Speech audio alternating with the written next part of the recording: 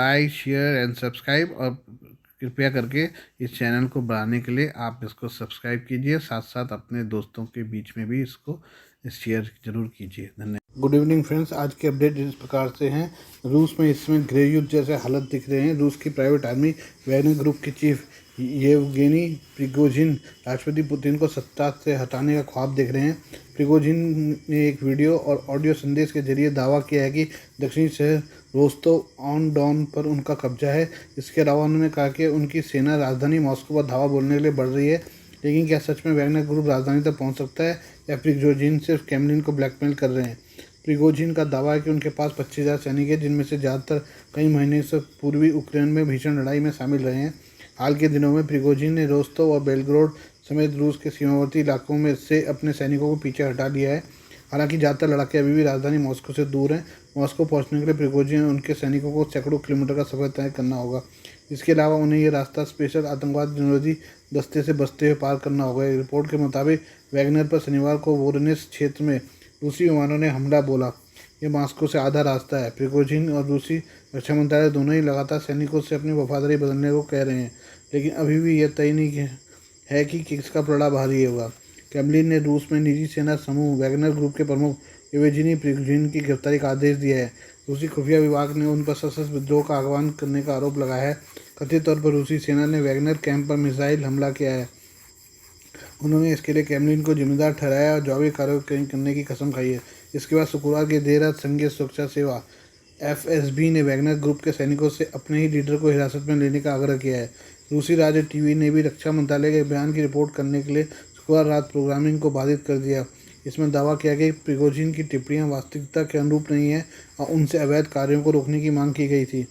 सरकारी media report के अनुसार घटनाक्रम के मद्देनजर मॉस्को के आसपास और दक्षिण पूर्व यूक्रेन के पास रोस्तोव शहर में सुरक्षा बढ़ा दी गई है। बीबीसी की रिपोर्ट के अनुसार इससे पहले शुक्रवार को प्रिगोजिन ने दावा किया था कि उनकी सेनाएं यूक्रेन से सीमा पार कर रूस में दाखिल हुई, लेकिन उन्हें कोई सबूत पेश नहीं किए। प्रिगोजिन ने कहा रूसी सैनिकों को दंडित किया जाएगा। उन्होंने कहा कि रूसी सैन्य नेतृत्व में जो बुराई लाता है उसे रोका जाना चाहिए। जो कोई भी प्रतिरोध करेगा हम इसे खतरा मानेंगे और इसे तुरंत नष्ट कर देंगे। हमें इस समस्या को खत्म करने की जरूरत है। यह कोई सैन्य तख्ता पलट नहीं है, बल्कि न्याय का मार्च है। क्रेमलिन के अनुसार राष्ट्रपति व्लादिमीर पुतिन स्थिति से अवगत है और उन्हें लगातार अपडेट मिल रहे हैं। मीडिया रिपोर्ट में कहा गया कि फरवरी 2022 में जब से रूस ने यूक्रेन के खिलाफ युद्ध शुरू किया है, तब से प्रिगोजिन और रूसी रक्षा मंत्री सर्गेई शोइगु के बीच सत्ता संघर्ष चल रहा है।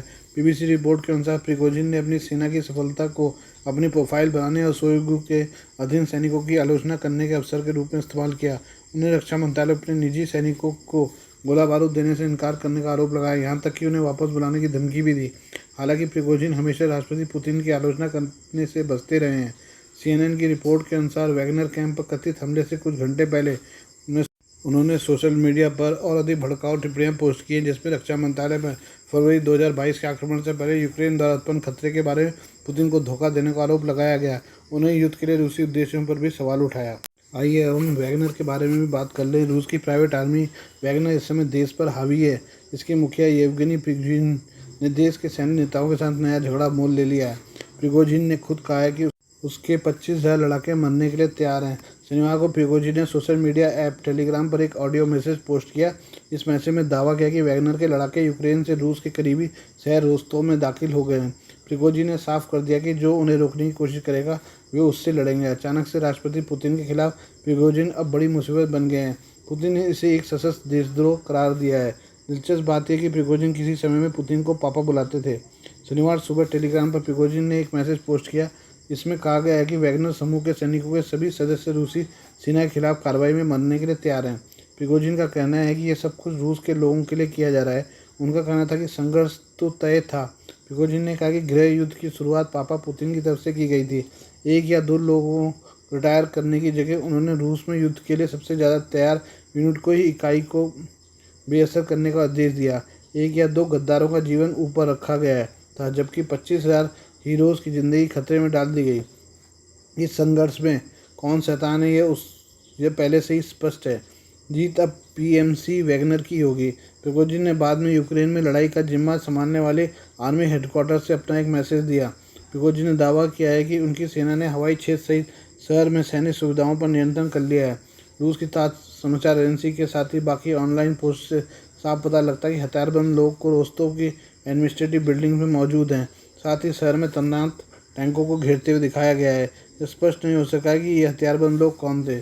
शनिवार को एक इमरजेंसी टेलीविजन एड्रेस में रूसी राष्ट्रपति पुतिन ने कहा कि वैगनर की तरफ से सशस्त्र विद्रोह की शुरुआत की गई है। जिसने भी रूसी सेना के खिलाफ हथियार उठाएं उन्हें सजा मिलेगी। उन्होंने कहा कि वह रूस की रक्षा के लिए सब कुछ करेंगे और रोस्तोव में स्थिति को स्थिर करने के लिए निर्णायक कार्रवाई की जाएगी। देश की सुरक्षा एजेंसी ने कहा कि प्रिगोजिन की हरकतें सशस्त्र नागरिक संघर्ष शुरू करने और फांसीवाद समर्थक यूक्रेनी ताकतों से लड़ने वाली रूसी सैनिकों की पीठ में छुरा घोंपने वाली है। प्रिगोजिन की कार्रवाई के जवाब में रूसी अधिकारियों ने कहा कि कई क्षेत्रों में सुरक्षा कड़ी कर दी गई। साथ ही मॉस्को के मेयर ने घोषणा की कि राजधानी में आतंक विरोधी उपाय किए जा रहे हैं।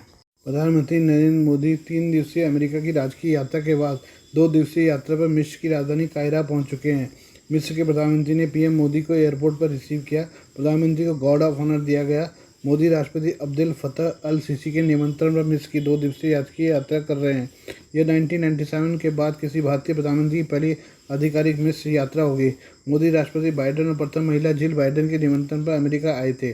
प्रधानमंत्री मोदी अपना मिस्र यात्रा के दौरान सीसी के साथ बातचीत करने के अलावा मिस्र सरकार के वरिष्ठ गणमान्य व्यक्तियों, देश की प्रमुख हस्तियों, भारतीय समुदाय के सदस्यों से भी मुलाकात कर सकते हैं। जनवरी में सीसी की भारत की राजकीय यात्रा के दौरान दोनों देश अपने संबंधों को रणनीतिक साझेदारी के स्तर तक बढ़ाने पर सहमत हुए थे। प्रधानमंत्री काहिरा में Heliopolis Commonwealth war grave cemetery का दौरा करेंगे, जो एक पवित्र स्थल है और वे प्रथम विश्व युद्ध के दौरान मिस्र तथा फिलिस्तीन में सेवा करने वाले शहीद हुए भारतीय सेना के लगभग 4000 सैनिकों की याद में बनाया गया स्मारक है। मोदी दाऊदी बोहरा समुदाय की मदद से बहाल की गई 11वीं सदी की अल हकीम मस्जिद का भी दौरा करेंगे। 2 देशों की यात्रा पर जाते समय मोदी ने 20 जून को कहा था, मैं किसी करीबी और महत्वपूर्ण देश की पहली राजकीय यात्रा करने को लेकर उत्साहित हूँ। उन्होंने यह भी कहा कि हमें इस वर्ष देश के गणतंत्र दिवस समारोह में मुख्य अतिथि के रूप में राष्ट्रपति सीसी का स्वागत करने का सौभाग्य मिला। कुछ महीनों के अंतराल में ये 2 यात्राएं मिस्र के साथ हमारी तेजी से विकसित हो रही साझेदारी की झलक पेश करती है, जो राष्ट्रपति सीसी की यात्रा के दौरान रणनीतिक साझेदारी में बदल गई। मोदी ने कहा था, मैंने दोनों देशों की सभ्यता बहुआयामी साझेदारी की ओर गति प्रदान करने के लिए राष्ट्रपति सीसी और मिस्र सरकार के वरिष्ठ सदस्यों के साथ अपनी बातचीत को लेकर उत्सुक हूँ। मुझे मिस्र में प्रवासी भारतीयों के साथ बातचीत करने का भी अवसर मिलेगा। आइए हम चीन के बारे में बात कर ले, जहाँ बहुत ही ज़्यादा गर्मी पड़ रही है। उत्तरी चीन के बीजिंग और अन्य हिस्सों में भीषण गर्मी पड़ रही है। रिकॉर्ड तापमान के भी प्रशासन ने लोगों से आग्रह किया कि वे घरों से बाहर कम वक्त गुजारें। चीन मौसम विज्ञान प्रशासन के मुताबिक दक्षिण चीन की नानझियाओ वेधशाला ने शनिवार को पहली बार लगातार तीसरे दिन 40 डिग्री सेल्सियस से ज़्यादा तापमान दर्ज किया।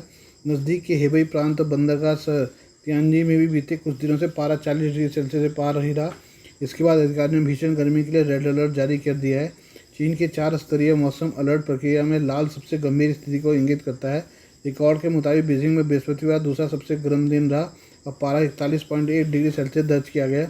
ये जून के महीने में चीन की राजधानी में दर्ज किया गया अब तक का सबसे ज़्यादा तापमान था। 24 जुलाई 1999 को बीजिंग के इतिहास में अब तक का सर्वाधिक तापमान 41.9 डिग्री सेल्सियस दर्ज किया गया था। बीजिंग में मौसम अधिकारियों ने लोगों से लंबे वक्त तक खुले में कसरत करने से बचने और बाहर निकलने पर भी सूरज की तपिश से बचने के उपाय करने का आग्रह किया है। आइए हम आर्टेमिस अकॉर्ड के बारे में बात कर लें। National aeronautics and space administration NASA ने 27वें आर्टेमिस समझौते पर हस्ताक्षरकर्ता के तौर पर भारत का स्वागत किया है। नासा प्रशासक बिल नेल्सन ने स्पेस में भारत के साथ समझौते को लेकर खुशी व्यक्त की है। 21 जून को वाशिंगटन में आयोजित कार्यक्रम में भारत आर्टेमिस समझौते पर हस्ताक्षर करने वाला 27वां देश बन चुका है।